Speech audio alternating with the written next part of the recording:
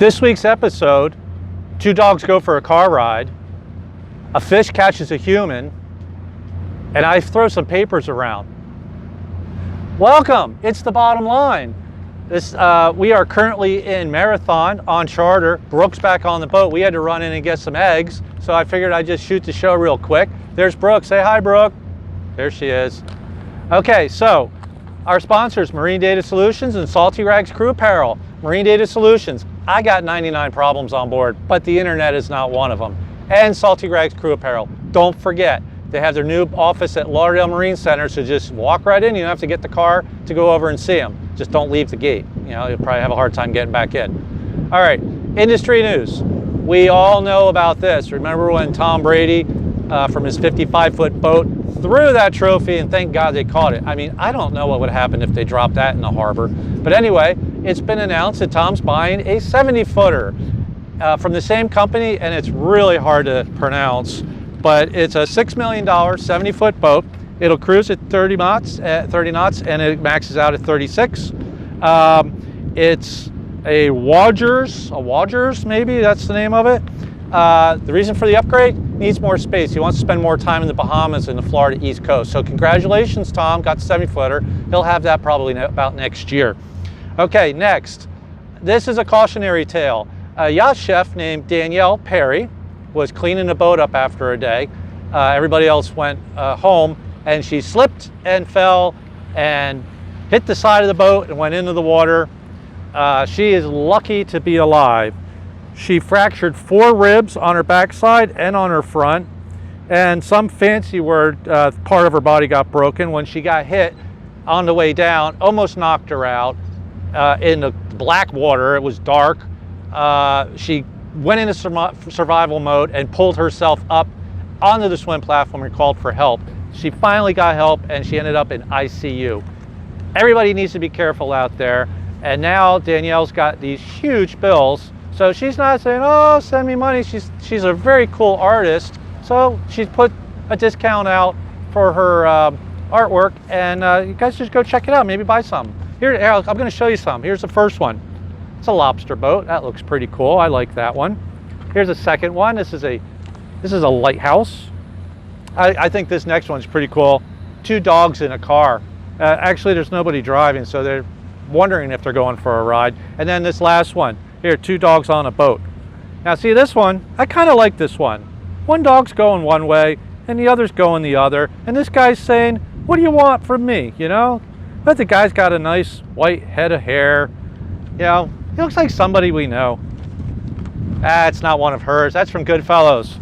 All right, video of the week, real quick one. A fish catches a human. Take a look at this.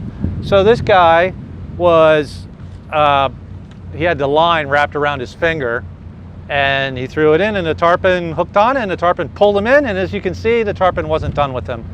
He actually went back and smacked him in the head with his tail. So that's pretty funny.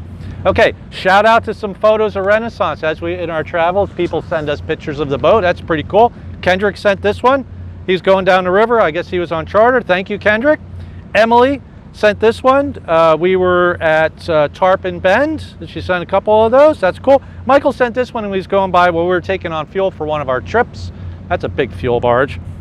Brendan sent this one. We were going out of Fort Lauderdale, and he was going in, and he snapped a couple off while we were driving by. That's pretty cool. Now, Tom Cierno, professional photographer, sent this one. Yeah, of course it looks cool because he's a professional photographer. And then Andy sent this one. We are a beam of Lauderdale Marine Center, and we were just going down the river. Thanks everyone for sending the photos, spotting Renaissance. That's pretty cool. So next, I want to talk about Crew Corner. Okay, Crew Corner. There's a real shortage of American crew. In the old days, it was 65% foreign and 35% American crew. It's exactly the opposite now. It's 65% American and 35 foreign. The reason for this, I've talked to several boat manufacturers and big-time brokers. More boats are flying U.S. flags. You know, I'm not talking about the globe-trotting boats. I'm talking about the guys that hang out in Florida, Bahamas, New England. So with all these U.S. flag boats, they need U.S. crew. So it's completely changed. It's also created a huge deficit of American crew. So everybody's scrambling. That and the fact that COVID's over, so everybody wants to use their boat. We're all experiencing a shortage of crew. So if you got some good crew, keep them. You know, it's a commodity right now, U.S. crew.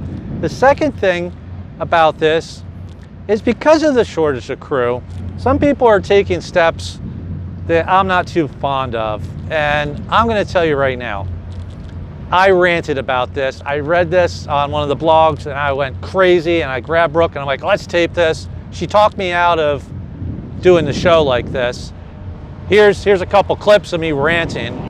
Please note, what's that say? Must be South African. Must be South African? Have you guys lost your freaking mind? You can't hire foreign crew in the US on a B1, B2 visa, and then this person is all over the internet. Blah, blah, blah Academy provides you with the essential knowledge and education you need to begin your career at sea. Bullshit, okay? I am sorry, okay? The essential knowledge that you need to begin your career at sea, you're basically telling everybody, don't worry about the US, screw the laws, get in there when you can, take the money and run, and you're putting South African crew in danger. So I ranted and Brooke said, nah, don't do it. So I'm going to give you the gist of it. South African Crew Agency, which is actually a training academy, is looking for South African crew, and the requirements are you have to be South African and you have to be in Fort Lauderdale to interview. I understand we're having a crew shortage, but this is not right for two reasons. First reason, you're telling me it says right there, South Africans only? Don't say South Africans only when you're in a foreign country, my backyard. We don't do that. Crew are around of all nationalities, and there's the correct way of hiring crew of all nationalities, and there's the incorrect way. This is incorrect. You cannot be South African without with a B1, B2 visa and in Fort Lauderdale and looking for work. This particular situation is a good way to have that crew member lose their visa status. I can't believe that a crew agency and a crew training academy for mega yacht crew would even just put that out there. So shame on them. All you guys, all you South African crews, don't fall for it. You need to be out of the country when you get the job. You cannot look for work in here. I don't want you guys to get deported. We need everybody in this business. So this guy's going pretty quick. Anyway, I think that's it. Well, thank you. I'm Doug. Brooke's back on the big boat, and that's the bottom line. We'll see you guys next week. Cheers. Bye.